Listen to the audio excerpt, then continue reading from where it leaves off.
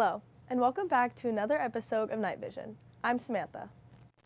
And I'm Erin. Let's jump right into this week's news stories. Sophomore Scene Night and Junior Monologue Night will be held next Wednesday evening. Sophomore Scene Night is an end-of-the-year performance featuring the AVPA Theater sophomores who have spent the year working on their acting classes to create a collection of dramatic and exciting group scenes. Similarly, Junior Monologue Night features the AVPA juniors performing in song, dance, and a variety of monologues, ranging from Shakespearean to contemporary styles. We wish the actors good luck as they prepare for their performances.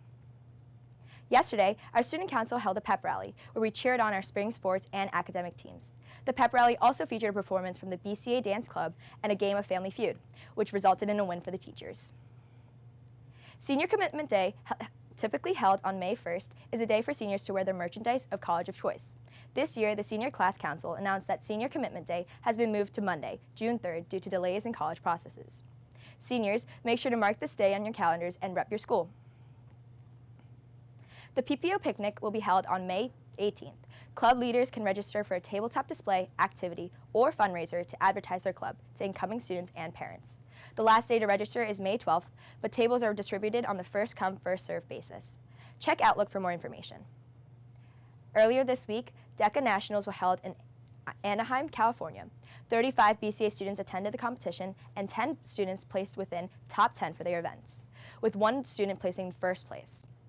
There were over 23,000 students from across the globe competing, so a huge congratulations to the students who participated, and we wish them the best luck in their future endeavors. Over the course of 4 weekends in March and April, members of Skills USA competed in a variety of competitions. One group of Akaha sophomores competed in the new Culinary Quiz Bowl competition, and they were awarded first place.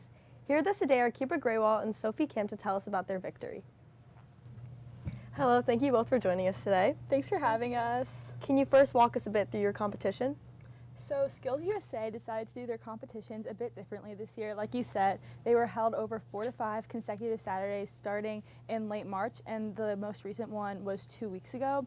And after these competitions, there would be an awards ceremony, and this was actually held like this past Sunday, where we would all find out our total scores. So our competition was on the 1st March, it was in mid to late March on a Saturday, and we basically participated in a 50-question written test that accounted for 30% of our Quiz Bowl score, and this test was individual, and we all did it separately, our group of 4. And after the written test, we were moved to a separate room where we did a 3 rounds, 25-question each trivia, which was the Culinary Quiz Bowl part of it. And this was 70% of our total score. And then these two were then averaged together to give us our final score, which told us if we won or not. And how long have you guys been preparing for this competition, and what type of information did you guys need in order to study? So we have been preparing since November, when it was first announced that we will be competing during March. And so Chef T has helped us a lot, especially since he provided us different types of textbooks that talks about culinary terms, processes, and just the overall basics of hospitality. Along with that, we also used Quizlet to memorize multiple terms on basic information, such as the process of soup making, and along with that, we also decided to memorize the basic information about Skills USA and what it is. And given that this was a first-time event, what challenges, if any, did you guys run into while preparing and both competing? Yeah, because this was a first-time event, the resources that we needed to compete, we weren't too sure of. So we came to find out, when we got our competition, by looking at the technical standards, that there were 5 textbooks that our competition was primarily based off of, and these textbooks were ones that we didn't use in culinary class, and the prices ranged from $50 to $100 per textbook, so it would be completely out of our club's way to provide them to us. So we had to make do with what we had in culinary, and Chef T was really great about this. He provided us with 3 different textbooks, I think, and those textbooks had basically everything we needed. Aside from this, just we looked through our culinary notes, our past tests, and Quizlet was really helpful in this, so we were basically able to overcome not having the proper resources.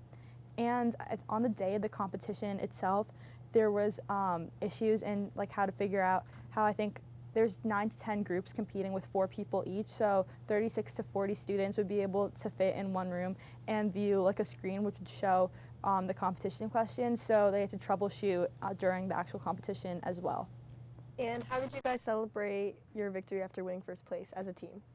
So yeah, like Kirpa said before, we didn't really start off good, especially since our competition got delayed by 2 hours due to a power outage.